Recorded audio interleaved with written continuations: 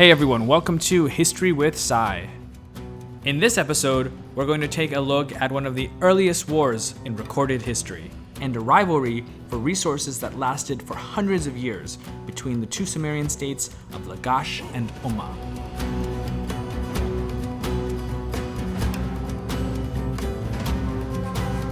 So in the past, I've talked a bit about how the various city-states of ancient Mesopotamia came into being. They initially started out as settlements along the banks of rivers, and over time, and with improved irrigation and farming techniques, these settlements grew from villages into towns, and then into what we'd recognize as cities. Though it's pretty clear from archaeological evidence that armed conflicts between city-states occurred, we generally don't have the details as to why or how a certain conflict resulted in a war. One exception of this comes from inscriptions and cuneiform tablets found in the ancient Sumerian city of Lagash.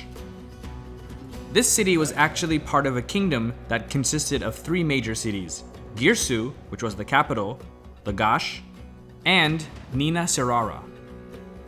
The patron deity of Lagash was Ningirsu, a god associated with farming, hunting, law, healing, and war. In the Akkadian language, this god's name is Ninurta. Other powerful Sumerian city-states of the early dynastic period included Ur, Uruk, and Umma. These three states, especially Umma, were often at odds with Lagash. In fact, they often allied with each other solely to isolate and battle against Lagash. In many cases, these conflicts had to do with farming land and access to reliable sources of water, two things that were always in short supply in the deserts of Mesopotamia. This doesn't mean that Sumerian city-states were always fighting. Cooperation with each other was just as important for their survival. The most common form of cooperation between city-states was through trade. For example, a Sumerian king named Urnanshi, believed to have been the founder of the first great dynasty of Lagash, claims repeatedly that he had ships from Dilmun, which is today in modern Bahrain, transport timber to his kingdom from various foreign lands. Other documents from Lagash mention commerce with the cities of Adab, Der, Nippur, Uruk, and also Umma. But let's get back to the conflict between Lagash and Umma. These two city-states were quite close to each other in terms of distance. In fact, Lagash's capital of Girsu was only 30 kilometers from Umma. We don't know exactly when the conflict between the two started, but the reason for it was due to a fertile stretch of land between them called Gudiana. According to a treaty from around 2550 BCE, Lagash and Umma had agreed to a set border between their two territories. At this border was a large stele, which is generally a large slab of stone with writing or images carved onto it. This stele has actually never been found, and it seems to have either been lost to the sands of time, or, if you believe the Lagashan explanation for it, was actually destroyed by the king of Umma. We know from other documents that the original treaty was arbitrated by a king named Mesilim, who was the ruler of Kish, a city-state to the north of both Lagash and Umma. The treaty was pretty advanced for its day. It contained a crop-sharing arrangement for a portion of land that was on Lagash's territory, but that could be cultivated by Umma under a lease with annual payments in bushels of barley to cover the maintenance of costs to Gudiana's canals. However, Umma repeatedly refused to honor this agreement, which led to frequent armed clashes between the two. Around the year 2470 BCE, Umma was decisively defeated by King Eannatum of Lagash. Now, before we move any further, let's talk a little bit about Eannatum. I mentioned earlier a certain Urnanshi, the founder of Lagash's first dynasty. During his reign, Lagash was very prosperous. In several of his inscriptions, Urnanshi tells of all the buildings that he commissioned, as well as the extensive trade networks that Lagash was part of. His son, Akurgal, has been pretty much forgotten, but his grandson, Eannatum, is quite famous. Though he was a shrewd statesman, he's best remembered, and actually was known during his time, as a great warrior, and his defeat of Umma only increased his stature. Due to Lagash's great tradition of record-keeping, though it may be a bit biased, we have a pretty good idea of what its conflict with Umma was about, and how it ended.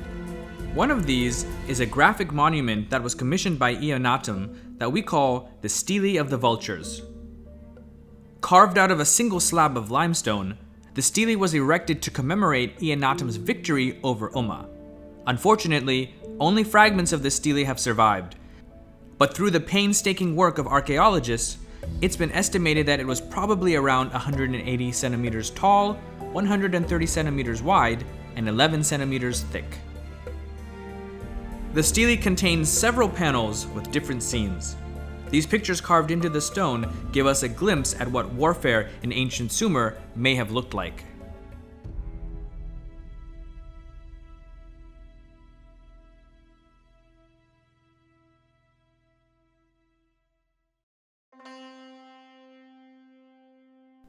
There's another object which gives more detail about the Lagash-Umma conflict. It's known as the Enmatena cone, and it was commissioned by Eannatum's nephew, whose name was Enmatena. I want to actually read to you some of the translated text from the Enmatena cone so that you can listen to Lagash's justification for the conflict. And I quote, "By the immutable word of Enlil, king of the lands, father of the gods, Ningirsu and Shara set a boundary to their lands. Mesilim, king of Kish, at the command of his deity Kadi, set up a stele in the plantation of that field." So here, the Enmatena cone sets up a historical backdrop to the situation, saying that the great god Enlil, also with Ningirsu, the patron deity of Lagash, and Shara, the god representing Umma, have already set up an unalterable boundary between the two states. And they had chosen Mesilim, the king of Kish, to be the one to carry out their will and physically demarcate this border. Now, further on in the text, we learn the cause of the war, and not surprisingly, it's all Umma's fault. The text reads, and I quote, "Ush, ruler of Umma, formed a plan to seize it. The stele of Mesilim he broke in pieces. Into the plain of Lagash he advanced." Later in the text, we learn of how Eannatum resolved the conflict.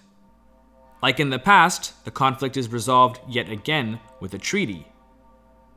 However, this time, in addition to the border being re-established where the Mesilim monument or stele had been, Eannatum placed a heavy barley tax on Umma.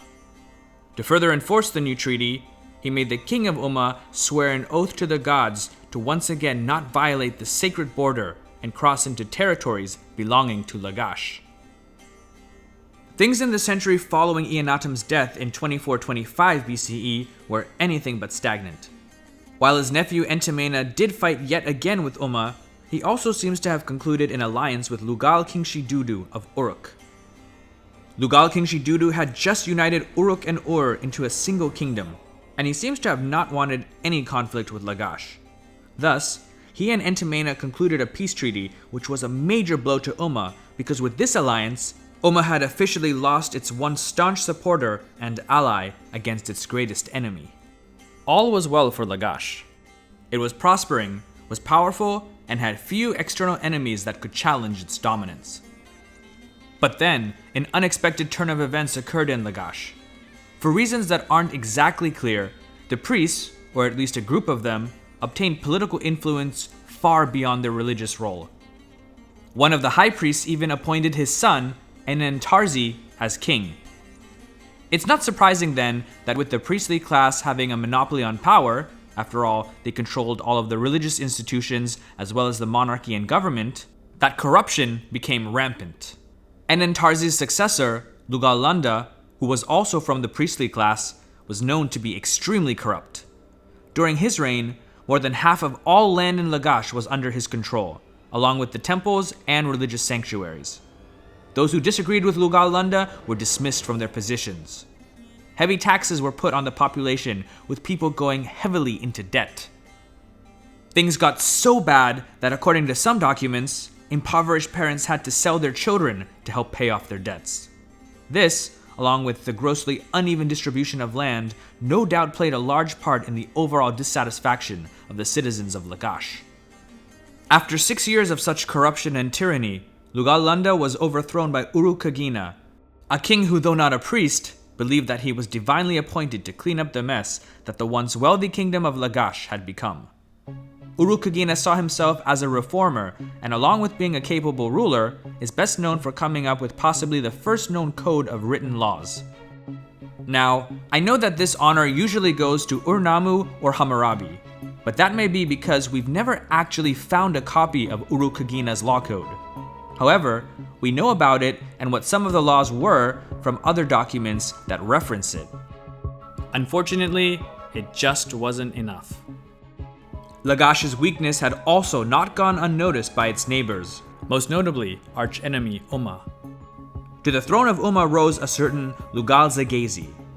Taking advantage of the political and economic turmoil in Lagash, Lugal-Zaghazi launched an attack on the city-state and was extremely successful. He not only conquered the principal cities of Lagash, Nina-Serara, and the capital of Girsu, but then set them on fire, massacred the population, and then looted and completely destroyed the holy temple of Lagash's patron deity, Ningirsu. After centuries of armed conflict from what started out as a simple land dispute, Lugal-Zaghazi had definitively ended the conflict with Lagash in total victory for Umma.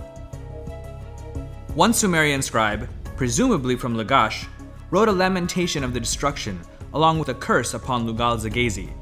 It goes, and I quote, "The men of Umma have set fire to the temple. They have carried away the silver and precious stones. They have shed blood in the temple Iengor of the goddess Nanshi. They have carried away the silver and the precious stones. The men of Umma, by despoiling of Lagash, have committed a sin against the god Ningirsu. As for Lugal-Zaghazi of Umma, may his goddess Nidaba make him bear his mortal sin upon his head." Perhaps the curse did work, but it took its own sweet time. After destroying and desecrating Lagash, Lugal-Zaghazi went on to conquer the rest of Sumer and parts of northern Mesopotamia. He moved his capital from Umma to the much grander city of Uruk and established a new dynasty there from which he claims to have ruled over the land from the Persian Gulf diagonally up to western Syria. If Lugal-Zaghazi actually ruled over that vast amount of territory, then that's quite an accomplishment. You would have thought that such a man would go down in history with fame and honor. In fact, you're probably even wondering why you may have never read about or even heard the name Lugal-Zaghazi in your history class or any other casual reading. That's because his short-lived empire was incorporated into that of another, one who would go down in history, at least in ancient Mesopotamia, as possibly the most admired and celebrated ruler of the ancient world. This would be Sargon of Akkad, also known as Sargon the Great. That's another story, but just know that by the end of his life, Lugal-Zaghazi had fallen from grace so much that after being defeated and captured by Sargon, he was taken from Uruk to the city of Nippur and tied like a dog to that city's gates for all to see and mock. With Lugal-Zaghazi's defeat to Sargon, the era we know as the early dynastic period of Sumer comes to an end, and the Akkadian era of Sargon and his descendants begins. And thus also ends the great rivalry between Lagash and Umma. Thanks so much for stopping by. I really hope you enjoyed this story from history, and if you did, please hit that like button and subscribe to the channel. Thanks again, and I'll see you next time.